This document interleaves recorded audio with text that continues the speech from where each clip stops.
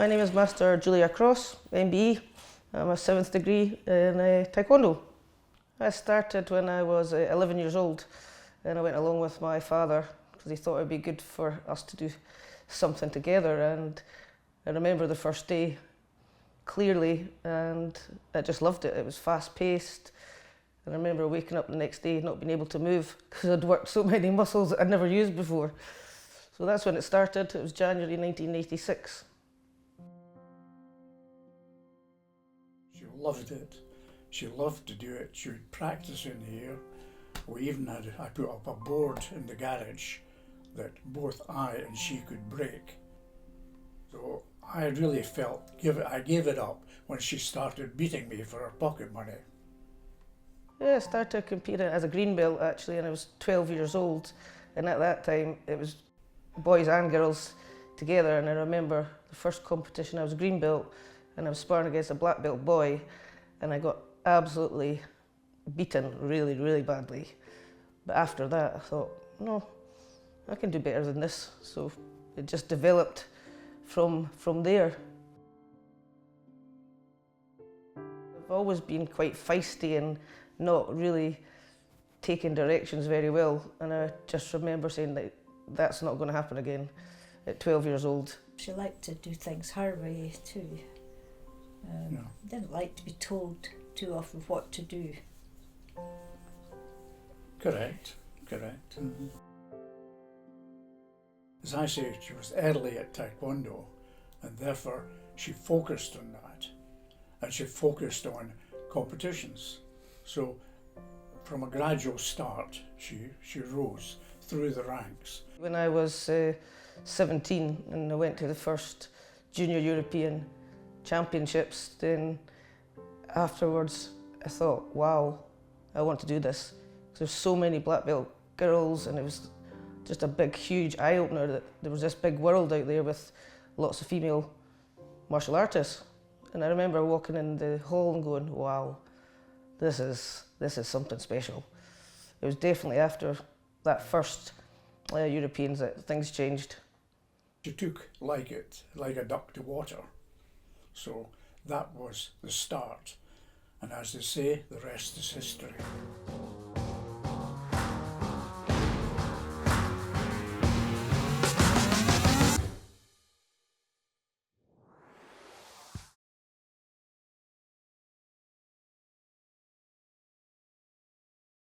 So the 5 principles are courtesy, integrity, perseverance, self-control, and indomitable spirit. And can you tell me the role they've played in your life? I think at first, when you're young, you don't really understand the values of the principles. As you get older, you learn how to take these principles into your own life and try and act accordingly, like General Choi said, to implicate them in your life to make you a better person, basically. Most definitely for me, the principle that's probably helped me the most in life is perseverance. Because if you don't persevere and you just give up at the first hurdle, then you're not going to learn and grow as a person, but also in the martial art. Yes, I've won many titles, but it wasn't always that way. There were some times I'd be good, other times I wasn't, so I'd come back and reflect and think, right, what can I do better? How can I change? And to be able to do that, you have to persevere, because it doesn't just happen overnight. It's a process, and it's a long process. So that's how I implemented that with my training.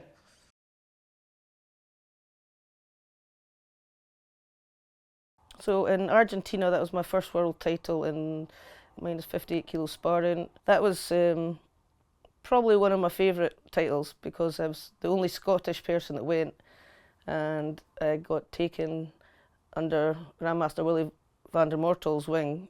Grandmaster Willie's always been very, very tough trainer that I'd never experienced. I mean, I went to train with him and he just kicked me black and blue, and I gave him the same back. I remember he said to me once training, he said, "Julia, do you know how good you are?" And I went, "Well, I think I'm pretty good." He said, "No," he said, "you're the best female I've ever seen that can do patterns and sparring, and the way you train is like no female I've ever seen." He said, "But until you believe how good you are, you won't get what you think you are capable of. So he taught me self-belief and positive affirmations. He said, you can train as hard as you want, but you have to do the mental preparation as well. So that was one thing that just changed my whole perspective on how I trained. It wasn't just at the gym, it wasn't just Taekwondo, it was visualization, mental preparation, looking at quotes that inspired you, and just pure determination and self-belief. So yes, he helped me massively. The mental preparation was harder than the physical, because only you can do it. It was tough, it was really tough, especially the South Americans, and like I had Argentina in the semi-finals, and I had all the South American countries. Then I had North Korea in the final, and when I bet North Korea, that was something special. That was unheard of Yep. at that time, right? Never been beaten. It was amazing when I was standing on the podium. General Choi actually gave me my medal, and of course North Korea was standing next to me, and he said to me, "Well done, Scottish Rose, well done." She had everything. Legs, hands, movement, timing, distancing, but she was barbaric. She fought like with guys, with stronger people, and when it came to sparring with women her own size, she dominated everybody. And it was the other thing as well about being ringside, and it's hard to explain, is this: when the shots are landing on the competitors, the noise that it made when she was landing her shots and everything. There was a lot of oohs and ahs in the crowd when she did that. But if you watch it, the YouTube videos that are out there, I don't think it does it justice because she was that good.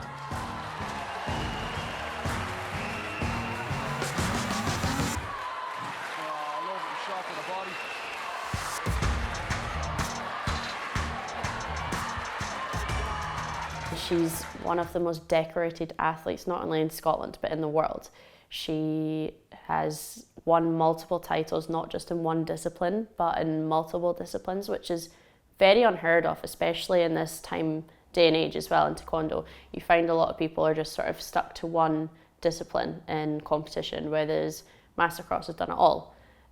She competed in a time where there was a lot more competitors and stuff, so it really is so unbelievably impressive what she achieved as an athlete, and the fact she was able to win one and then go to the next event and win that as well. It's something that not a lot of people have, and yes, people have drive, but she really is one of the most driven people I've ever met in my life, and I really I look up to her in that way, and I really try and be like her in that sense as well, because she really is an inspiration.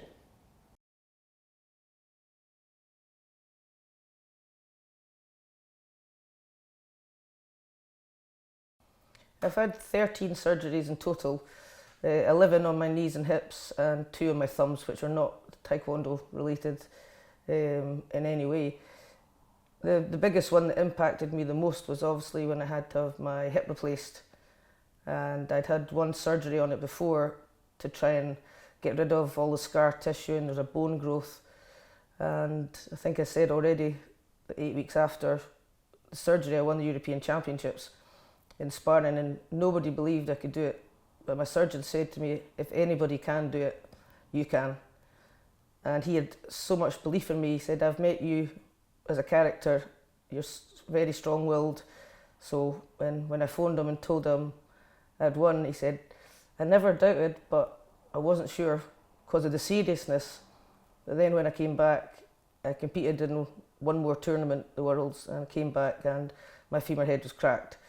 And that was the hardest one, because that was it. My career was finished.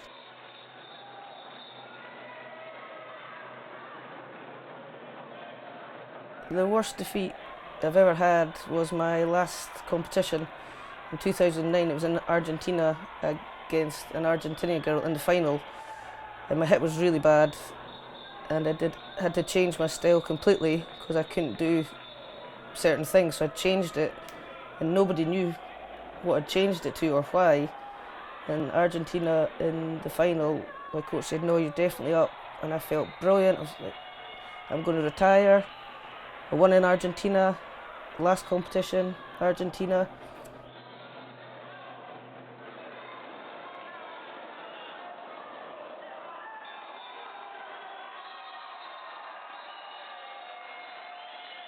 You couldn't see exactly the scores, and then they put her hand up, and I was just broken.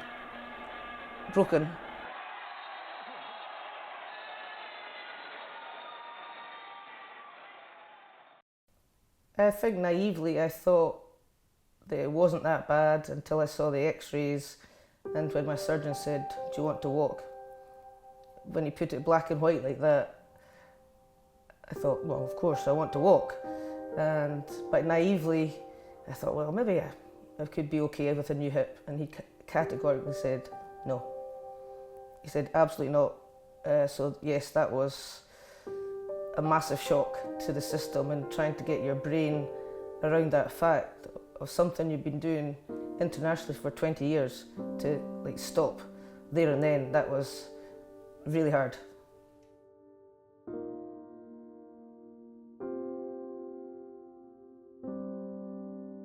I saw getting a hip done as a challenge. I saw it as I would prepare for it.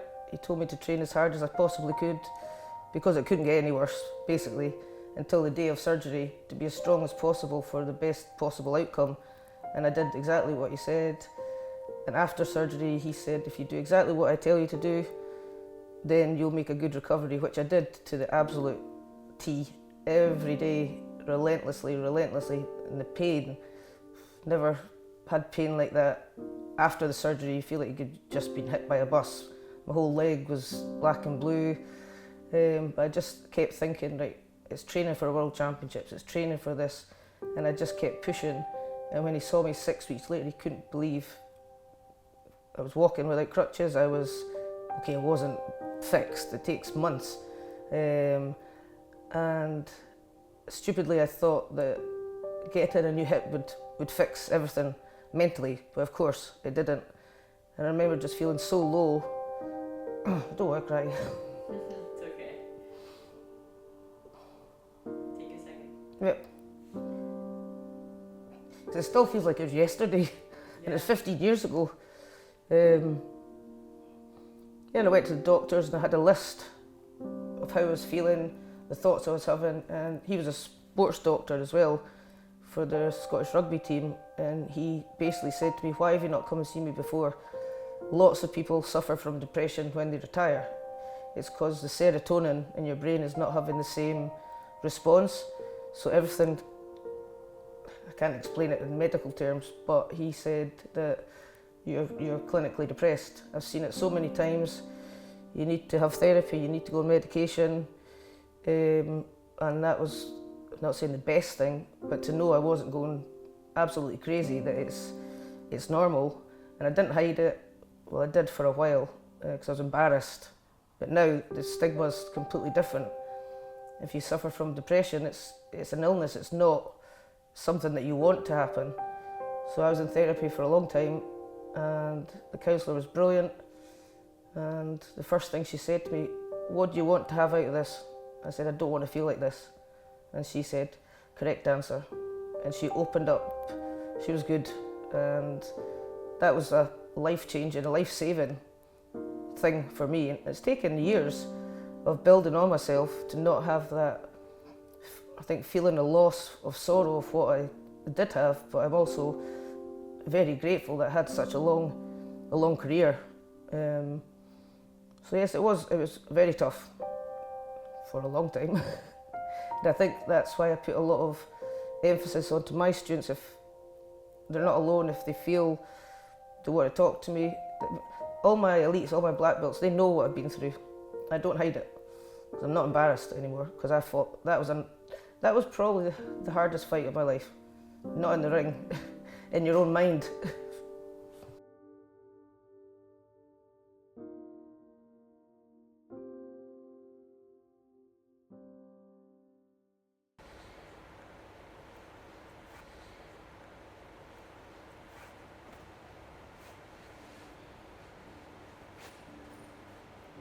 I actually started teaching, it'll be 26 years ago this year, but I was in a high school, and when I retired I decided to take the jump and go full time and build a dojang.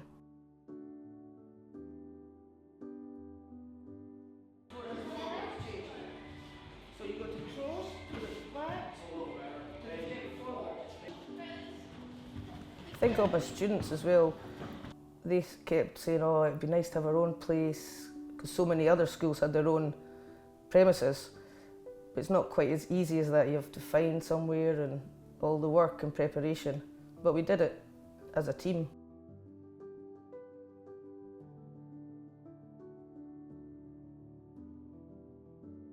We used to train in a high school in their gym hall. Looking back, it was okay. It wasn't ideal, because it was a wooden floor, like a polished wooden floor, which hurt your feet. So it wasn't the best, but I started off to build my school there, and that's how I was able to take on the full-time premises.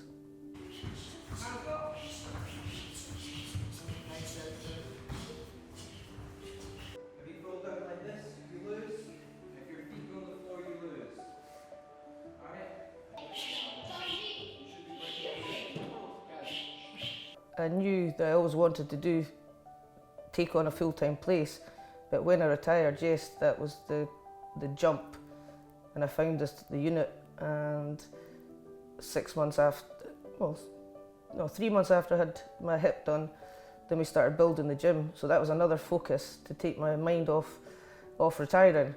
So I just threw myself into that.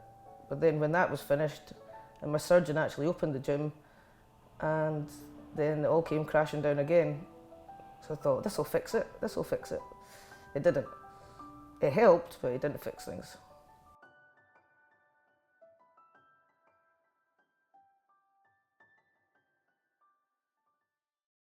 My name is Julia Cross, and I'm a 6 times world champion. How does that feel? Sometimes it feels like I'm talking about somebody else still. And I know I am. It's a weird sensation. 'Cause I'm not big-headed, I've never have been. It's just a quiet confidence that I know what I've achieved, and I don't need to go about telling people. Because at the end of the day, I did it for myself. I didn't do it for anybody else.